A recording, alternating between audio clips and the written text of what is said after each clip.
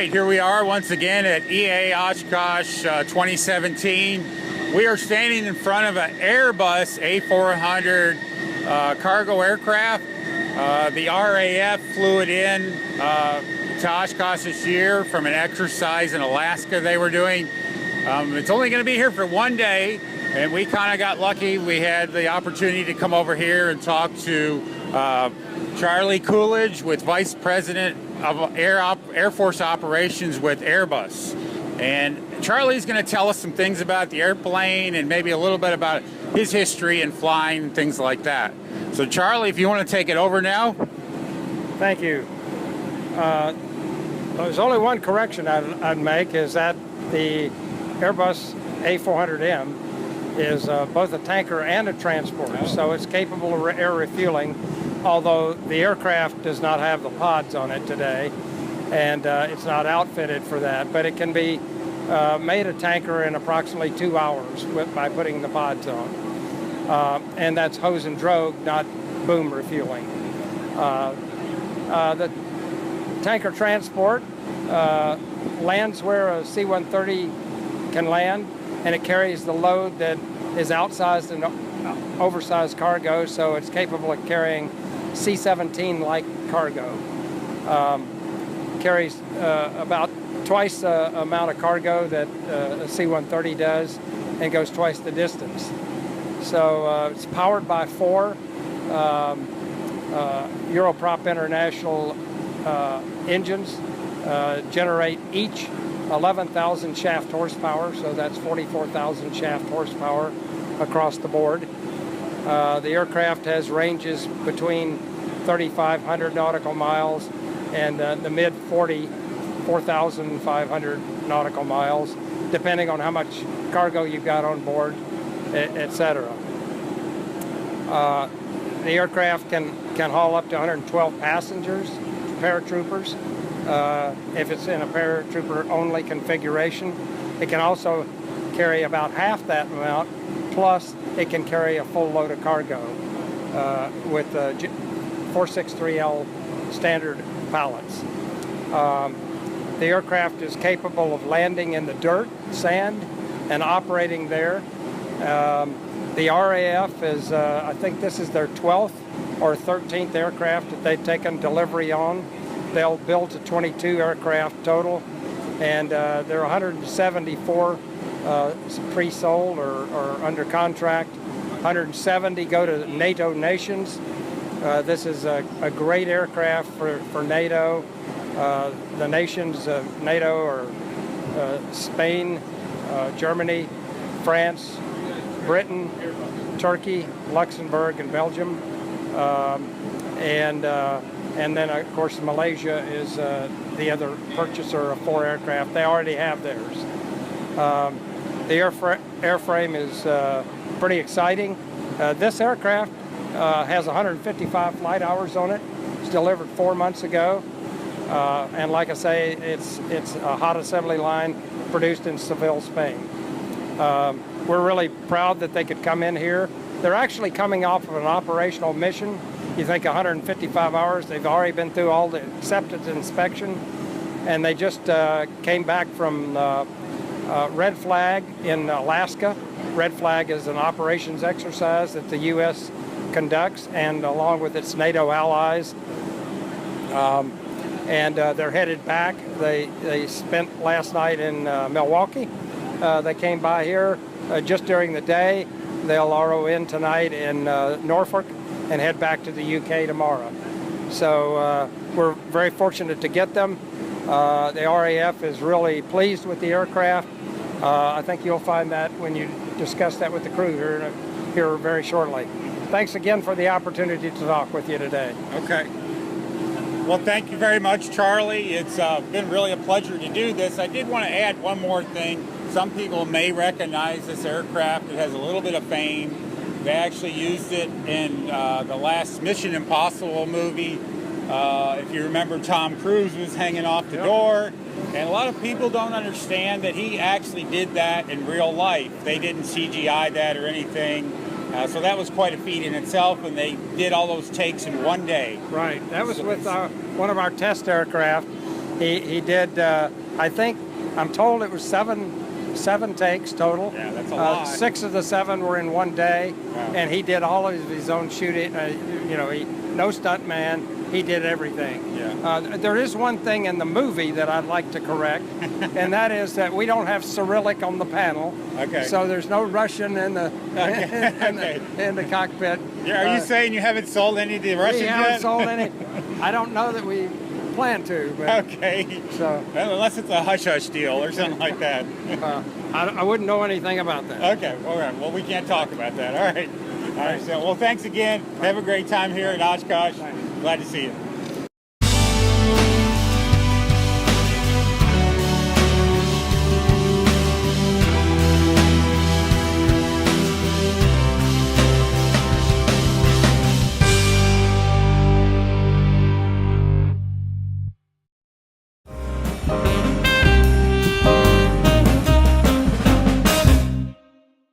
All right, here we are at EAA Oshkosh Air Venture 2017. We are in the inside of a Boeing B767 freighter model. This aircraft belongs to United Parcel Service, and they are here this year. They have brought this plane special just so everybody could see it and they could be part of Oshkosh this year. On my left and right, on my right, I have First Officer Katerina Silba. Okay. On my left here, we have a female aircraft mechanic, and your name is? Dorothy Marquette. Okay. And we're going to talk briefly about these women in aviation. They have an all-female crew this year at Oshkosh that brought this plane in. And it's getting more and more popular and more frequent to see women in aviation. So we thought we would highlight that and talk about that. Okay. So your job, you're of course a pilot with UPS. Yes, sir. Okay. And can you give us a kind of a brief history of your experience, where you got all your experience in aviation and how you come along and how hard it is to get hired on by UPS? Well, I actually started off looking to do something to go around the world with, and it was suggested I be a flight attendant. So I started interviewing some flight attendants. How do you like this airplane? How do you like your job? And one of them looked me square in the eye and said, listen, if you're going to be on this airplane, you might as well be in the front. Well, I went through the steps. I got my private. I went to university to get the rest of the ratings. I joined Women in Aviation, where there's a lot of resources for people who's really not sure which avenue to take. And I took a lot of different avenues thanks to that networking opportunity. I've flown into thunderstorms. I've flown in Africa. I've flown passengers. I've flown around the world with freight. And now here I am at UPS. Okay. Well, very good. That sounds like quite a story, and I'm sure you got more you could add to that. All right. Now, it's kind of a rarity to see female flight mechanics, especially in commercial aviation. So if you could just kind of tell us about kind of your history and how you came along and how you got hired by UPS. Yes, I graduated high school and started community college, and I didn't know for sure what I wanted to do. There's so many options, and I decided to join the military. I checked out the Army, the Navy, and the Air Force. They told me I did good in electronics on the test. I didn't know, and I'm like, okay. My dad worked for General Electric as a tech rep. I asked him if I could bring the book home and show my dad, and he picked electronic warfare. Spent 14 years in the Air Force working in ECM and electronic warfare. And when I got out, I got my A&P and worked on cargo airplanes in Miami. Started out there, and then I got enough time and experience under my belt. I applied for the UPS. Very good. That sounds like another very interesting story. Okay. Could you tell us a little bit about the aircraft itself? We know it's a Boeing 767-300 freighter model. The F stands for freighter, of course, and it means it can haul freight. It doesn't really carry passengers. There's no really place for a bunch of people to sit up here. You just carry usually a lot of boxes or packages. Can you tell me a couple specs on it? Maybe how much the airplane weighs fully loaded you can take off with, how fast it flies, just kind of the general specs on it. Maybe some people would like to know. Well, we have a 409,000 pound ramp weight aircraft, about 1,000 pounds later, then we can take off. So that's a 408,000 pound departure. So that's quite a bit. That's almost 500,000 pounds right there. In comparison, let's say, for example, the 74-8 is almost 1,000,000 pounds, so it's half a 7.4 if you want to look at it that way. We've got General Electric engines, and they're very, very reliable engines. So we cross the oceans many times with this, very reliably. When we do fly, we can fly to 43,000 feet. We generally don't do that when we're heavy loaded, especially. A typical altitude would be, say, 35,000 feet, and we could do that at Mach 0.84 if we really wanted to huff it. We don't tend to do that too often, but that's a capability that we have. So it's an incredible airplane, very easy to fly. The technology in it makes going around the world typically not a very work-intensive kind of job. So Boeing created a fantastic product. It's an amazing airplane, what it can do, and there's a reason why UPS uses it. It is our most reliable aircraft. And I understand also, too, if I'm correct, that they are supposed to be getting some more buying some used 767s from Japan Airlines, and then, of course, those are passenger models, and they have to spend money to have them converted. And so UPS is growing a lot in their freight business.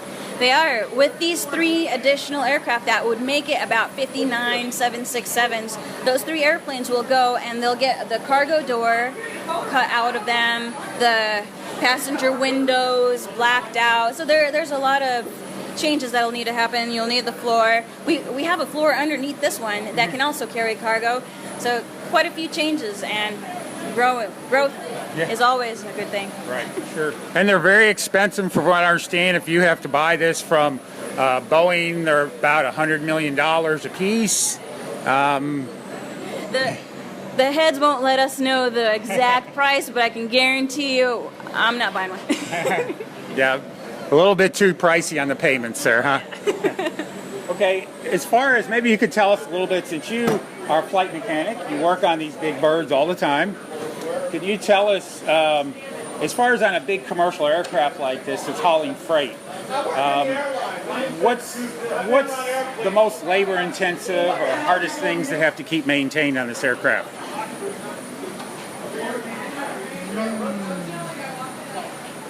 I don't know. It's a pretty good aircraft. There's not too much. Sometimes engine changes, but that would be the biggest thing. And that's really about it. Adding tires and brakes. Yeah. Stays pretty well. Sometimes the electronics, it's just swapping a box or swapping a screen. Yeah. But the most intense job would be changing out the engine. Mm-hmm. And how many hours can you expect to get out of a big commercial engine, you know?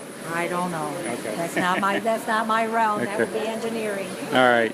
They keep track of all that, though. Do they? They keep track of all the hours, yeah. Okay.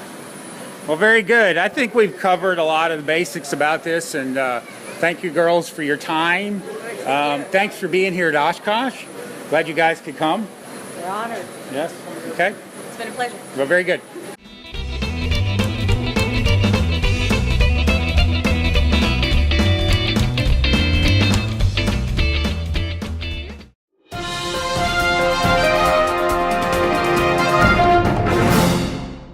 Okay, here we are at Oshkosh AirVenture 2017. We're in one of the pavilion buildings in the Amazon booth. We are standing in front of their drone they plan on using to deliver packages at some point in the U.S. There's been a lot of interest in this. People want to know what's going on, and I have 2 of the Amazon representatives here, Joseph Marshall and Harry Hartfield. I'm sorry. Okay. Yeah, okay. And I'm going to turn it over to these guys and let them tell you about the operations and their plans and something a little bit about the drone, its capabilities and stuff like that. So, Harry, why don't you go first? Yeah, so what you're looking at is one of multiple prototypes of our drones. We build all our drones in-house in Seattle, so hardware and software. They're designed to be completely autonomous, so end-to-end, it's all done with computers. They take off from a fulfillment center, and they fly straight up, and then transitions into a traditional horizontal flight at around 200 to 400 feet in the air. It then flies towards your house, and it has sense and avoid technology built into it, so it can actually spot planes, birds, wires, even things as thin as translucent wires that you can barely see with your eyes. It'll spot and avoid all on its own. And then when it gets to your house, it surveys the ground and it looks for a small barcode that you can see over there. And what it does is once it hits onto that barcode, it descends and lands directly on that. And it'll actually survey the ground to make sure there's no people, dogs, etc. Before it lands. And then it takes back off and goes back to the fulfillment center all on its own. Okay, very good. All right, very good. Well, let's turn this over to Joseph. Joseph can tell us more about the operations, the plans of Amazon, how they plan to implement this, what they're doing with it now, and what's happening. So we'll let him handle that part. Here you go, Joseph. All right. So currently we are doing a limited trial in the UK, testing the systems, the ground systems, the airborne systems, and the overall customer experience. I will add that the sense and avoid technology is based on the integration into manned airspace. So we want to seamlessly integrate. And in conjunction with that, we're working with NASA on a project called UTM, Unmanned Traffic Management, which will also provide a pretty robust system for the integration of this vehicle and many other different types of vehicles throughout the UAS industry. In terms of rollout, we really don't know. We're working on that. We're working very closely with the regulators. But as I mentioned, we are doing this in the UK, and it's been successful. Is now how much weight is that? That's 5 pounds, and believe it or not, that can hold between 80 to 90% of all the items that Amazon sells.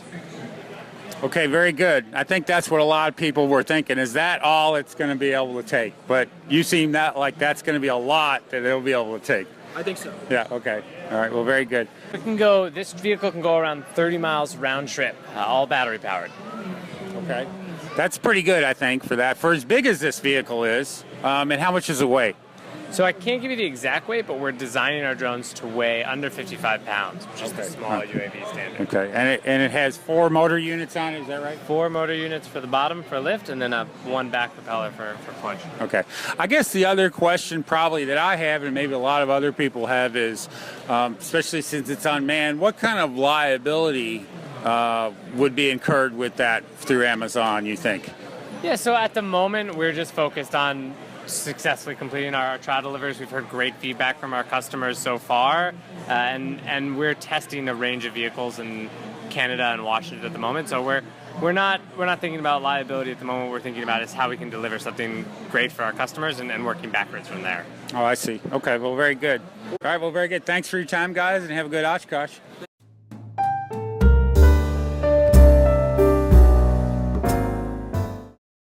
All right, we are at EAA Oshkosh at the World War II reenactment area, 2017. We are here with Ernie Clapton with the Coldstream Guards. He is a World War II British reenactor. And I'm going to turn it over to Ernie, and he's going to tell us about the unit he's representing and how the structure worked back there with the British, because it was a lot different than the Americans, and it might give some of our viewers some insight to how that all worked with the British back then. So Ernie, take it away. What I represent is an officer who comes from the Coldstream Guards. And this is a unique unit because the Guards are the personal troops of the monarch. And we have a traditions going back centuries, and it's the traditions that keep a unit together. You talk to veterans from the Guards, they're not going to talk about the equipment, they're going to talk about the traditions. I am seconded, meaning detached, to do service with the 1st Airborne Division, specifically with the Reconnaissance Corps. So my job is to go out and find the enemy, not to fight them. So vehicles become very important. Small, light, either jeeps or even light armored cars. But the real job of reconnaissance is information. But I am still a guardsman. In terms of how units were set up back then, the big difference is that in the British Army, much more than the American Army, the sergeants run the Army. Officers give command. We lead the Army, but it's the sergeant that run the Army. Sergeants will take command of their men, and they have that personal closeness that we now see with junior American officers. There's a detachment within the officers going back centuries, because in the Guards, most of the officers came from nobility or landed gentry. The cost of being a British officer in the past was more than what the government paid them. If you get into the Guards, the cost of your meals is more than what the government pays you. So you need to have what is called private income. That's a tradition, that tradition of leadership and duty. You don't find that today because here in the United States, we pride ourselves on that individuality. The separation of people is not caused because of economics, it's because of performance. In the Guards, you are born to your rank. And some of the men in the Coldstream Guards have been serving the same regiment for centuries, father to son, generation after generation. So for me, my job is to tell that story, to give an example of something that most Americans don't see, even within the servicemen. And the equipment that we use might be the same as other British units, but when I get up in the morning, I make sure that my boots are polished and my brass is polished and that everything is correct. The pressing and those attention to details. Lord Mountbatten, who was the cousin of King George VI, he used to say that the performance of a troop on the parade field is reflected in the performance of troops on the battlefield. Attention to detail. Tribal aspects of the British Army is very important. When you join a regiment, you join it for life. The idea of switching between units, between regiments, is unheard of. So as a Coldstream Guardsman, I may be serving with the Reconnaissance Corps within the 1st Airborne Division in North Africa and in Italy. And later on, they were the ones who parachuted into Arnhem, for those who know the story of Bridge Too Far. But I'm still a Guards officer serving with the Paras. I didn't start with the Paras. Right. So that's something that's very unique within the British Army and gives a story that's unique for the public. Well, very good, Ernie. Now I don't think you touched on, you represent what rank in the British Army? Well, rank within the British Army is interesting. I am a captain, and what is on my epaulets are called pips, except in the Guards we call them stars. So it's a different style of pip that I wear, and these are the Guarded Stars, which is the same as my cap badge when I'm in Guards uniform. It's also the same as the Order of the Garters, so when you see the monarch, you'll see a large silver star upon their chest, and that is the Order of the Garter. Very pretty. It's not unusual when I'm on an American base to have full-bird colonels begin to salute me because they see 3 shiny things on my shoulders and then pause wondering, who is this person? Of course, I render the best British salute and compliments to that officer as I possibly can because he is above my pay grade. So the rank would be 1 star would be a 2nd lieutenant, 2 stars would be 1st lieutenant, 3 would be a captain, and then you go to crowns. So a single crown is major. A crown over a single pip is a lieutenant colonel, or in our regiment we call them half colonels. And then a full colonel is a crown and 2 pips. Brigadier general is 3 small pips and a crown. So this just moves all the way up.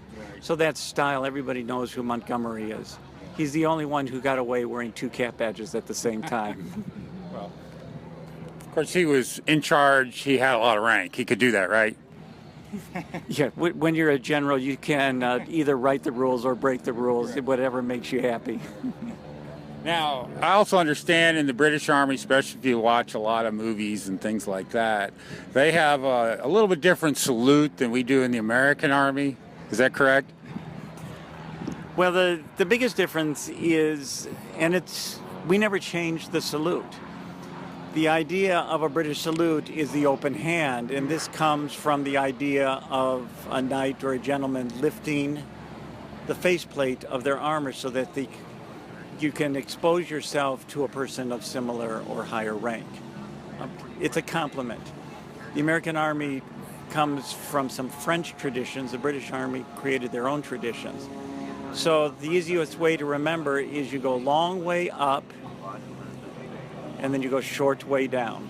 I see. And that's the difference.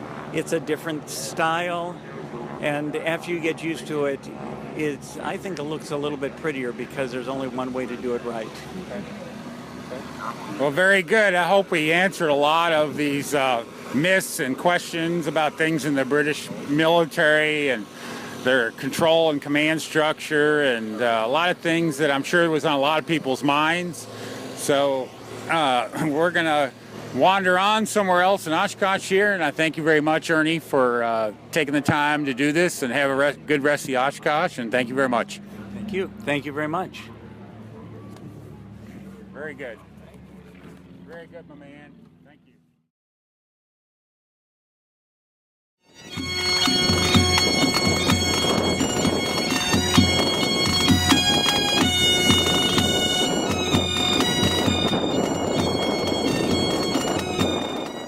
We're sorry, the number you have dialed is not in service at this time.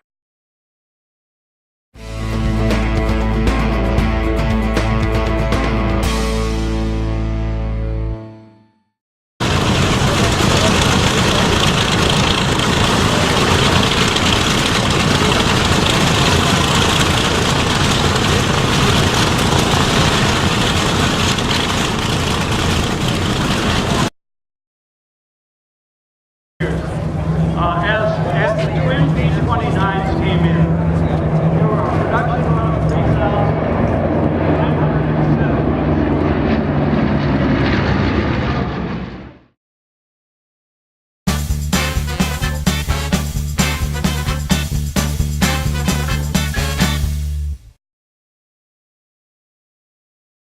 EAA Oshkosh 2017. We're in front of the A-20 Havoc that belongs to Rod Lewis.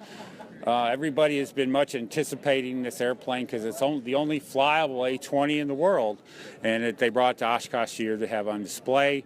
I'm standing next to Bob Carden. He's been a long time restorer and aviation enthusiast. Some of you all may know him from his fame with the P-38 Glacier Girl. He spent a lot of time with Roy Schaffner and that group helping restore it, and then Rod Lewis bought it out. I think that was kind of the deal when he bought it out. He got you too. Yeah, I came with the package. Yeah, and he just kind of stuck with Rod. They can't get rid of him now. So I'm going to turn it over to Bob, and he's going to tell you a little bit about his history and involvement with the restoration of the warbirds, probably especially the P-38, because that's where you have all your experience. And so take it away, Bob. Good morning, and thanks, Brad. You're welcome. The airplane I'm standing in front of here is an A-20 Havoc. It's a World War II light bomber. It was used throughout all theaters of operation during World War II. It was an airplane that was made by Douglas. They made about almost 7,500 of them during the war. And about 3/4 of the way through World War II, it was not replaced, but a product improvement called the A-26 came about from the Invader from Douglas also, that you can see right in front of us. This airplane is part of the collection of Rod Lewis, and we call ourselves the Lewis Air Legends. And Rod has 37 warbirds in the collection. Most of them are located in San Antonio, Texas. Under restoration right now, we have a Connie that's out in Chino, California. We have a Hellcat out Breckenridge, Texas, and we have the Mosquito that's being done in New Zealand. In the collection, we have P-38, a P-39, a P-40, P-47, a P-51, and a TF-51 for the Army fighters. Navy fighters, we have a F-3F, an F-4F, 6F, 7F, and 8F. We also have an FG-1D Corsair. We actually own 2 Tiger Cats and 4 Bearcats. One of the Bearcats we own is a racing airplane called Rare Bear, that races at the Reno Air Races. The Let's see, what else do we have? PT-22, we have 2 Sea Furies. And one of those Sea Furies are also a Reno racer. It's called 232. The crown jewel of Rod's collection is P-38 Glacier Girl. That airplane was recovered during the summer of 1992, moved to Middlesboro, Kentucky, and took 10 years to bring it back to flyable condition. It's the only World War II airplane flying today that has its from the factory original engines and propellers. The guns in it, it's the only complete set of P-38 guns in the world. They are the original guns in that airplane that when the government purchased the airplane, they put 3 Savage guns and 1 Kelsey Hayes gun in that airplane, and also has the original 20mm cannon. The P-38 was the only fighter that was in production before, during, and after World War II. It was designed by Kelly Johnson. And could you guys please tell the Blue Angels to stop flying so we can finish this? So it was designed by Kelly Johnson. The airplane was designed in 1937, first flew January 27th of 1939. Glacier Girl in particular was purchased by the government on a 1941 contract.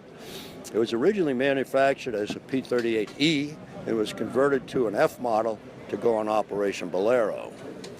The P-38, they made 10,038 of them throughout its production.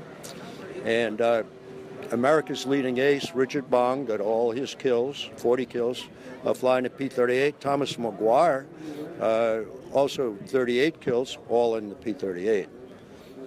Admiral Yamamoto was the architect of Pearl Harbor for the Japanese, and he was a very punctual man. And the Navy intercepted a message that he was going to visit Bougainville on a certain day and time. And the Navy couldn't send out their aircraft because they didn't have the range. So they turned to the 39th Fighter Squadron to do the job. And they went out with 16 airplanes, shot down Admiral Yamamoto in a Betty bomber, shot down another one, and returned to base. And they only lost 1 airplane during that whole episode. It was a P-38 that shot down the first German airplane of the European theater. So it had a sterling war record, and we're very proud to have Glacier Girl in the collection, not only as a P-38, but as a very famous P-38, the only truly authentic one in the world. Brad? Okay, very good, Bob. And I understand, I just wanted to add something here a little bit. Your P-38 in your collection is an early model P-38, I believe an F model, is that correct? F model. And there's very few of those left around anymore. And even flying, you only have the only flyable F model in the world? The Westpac Airplane Restoration Company just finished an F model. Okay. So now there's 2 F models. Okay. But ours is still the oldest one in the world. Right, right. And ours is still the most original and authentic. 80% of Glacier Girl's original. Well, that's an impressive collection Rod has, and sounds like he's got a lot of rare ones in it too. So that's quite a feat. And keeping them running and going on a regular basis, I'm sure, is a lot of work and a lot of manpower to make happen. Yeah, and not only it's all of that, but it's fun. Yeah, the fun factor is way up there, right? Yeah, yeah. Okay, all right. Well, thank you, Bob. Thank you for your time. Good to see you again. Hi to all my friends in Kentucky. Yeah, they're doing good. Yeah, we're all good. So thank you very much.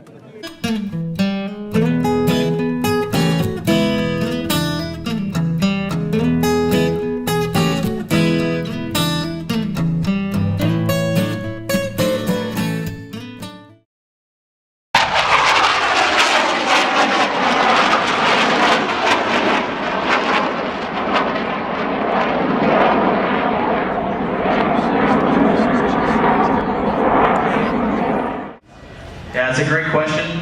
So we had Captain Katie Higgins on the team flying Fat Albert the previous 2 seasons. And then this year we don't have any female pilots on the team or officers on the team. And it really just depends, if you go back to that question on the applicants, when we get the applicants in. So I think we've all flown and served with just absolutely outstanding females, both pilots, ground officers, Marines, Navy. They're out there and they're doing an incredible job, and I can tell you there's zero difference in a male versus a female pilot in terms of capabilities, zero. it's purely just based on who's interested in coming to the team. And then once we get those applicants, making sure it's a good fit. And that's the primary thing that we're looking for. We don't select based on gender at all.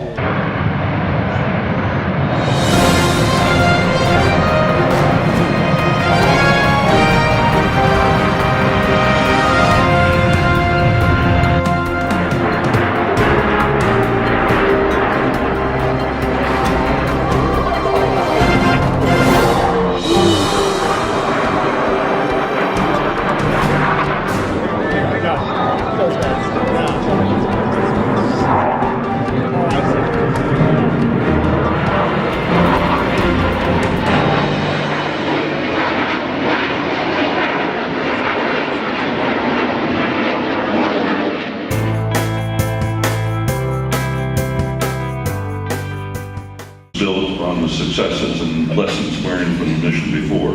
How much was learned from Mercury leading into Gemini, and how successful is that process to get to the two-man flights in Gemini?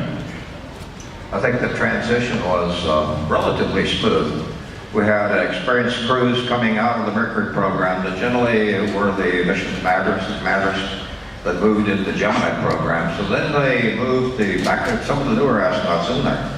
By this time, however, the simulation process had really expanded almost exponentially.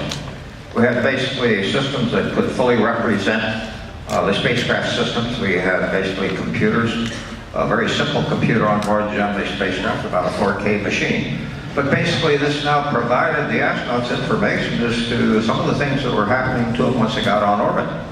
I believe that the real breakthrough in training occurred during the process of simulation, because now we had an instrument that would basically complement the classroom and the learn by doing, because we all spend a lot of time in the factories working the procedures down at the Cape with range safety and all that.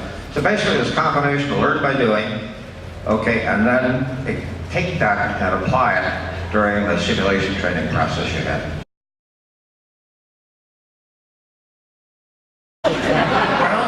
As a matter of fact, we got down after 14 days and we're on the carrier.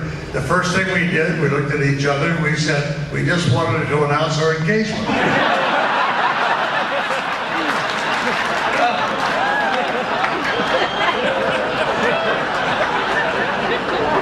What did the frogmen say when they opened the hatch? It was pretty smelly in there. But Jim and I didn't notice it because we'd gotten used to it, but it was fine. But the one thing he did mention, I do remember, Jim, that we sang one song for 14 days.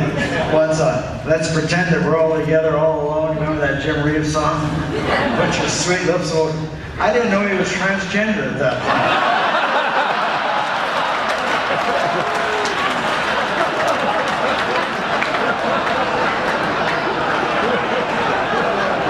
You soon found out.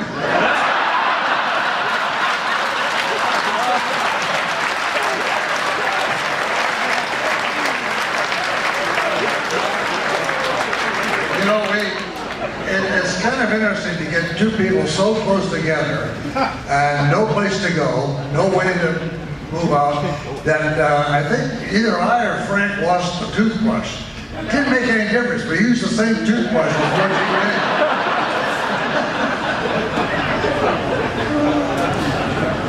So the mission was a success in more ways than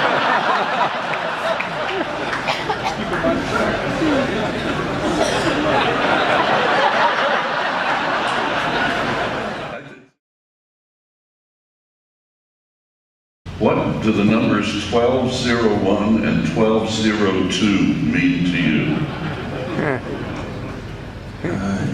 Well, before the mission, not a whole lot. We knew that there was a book about this thick with all the procedures and all the program alarms that could come up. And we had started the descent, and as we were starting the maneuver, going face down, Neil looked down and he said, I think we're going to be a little bit long. I said, how in the world could he possibly, at the beginning of powered descent, come up and say, I think we're going to be a little long? Well, a little further along, we had to yaw around and pitch forward so the landing radar could pick up the surface. And so now we're facing forward, but still the engine is pointing. And a while after that, a program alarm comes on. And what it does is it wipes out the displays of what you're looking at, and the alarm goes, and so you shut off the alarm, and it restores it to what it is, but we don't know what the program alarm is, but there's this dictionary bound between us, and we were just not going to pull out the dictionary to look and see what it was. But there happened to be an engineer who had been very well schooled, and I think you ought to take over from here, Jim.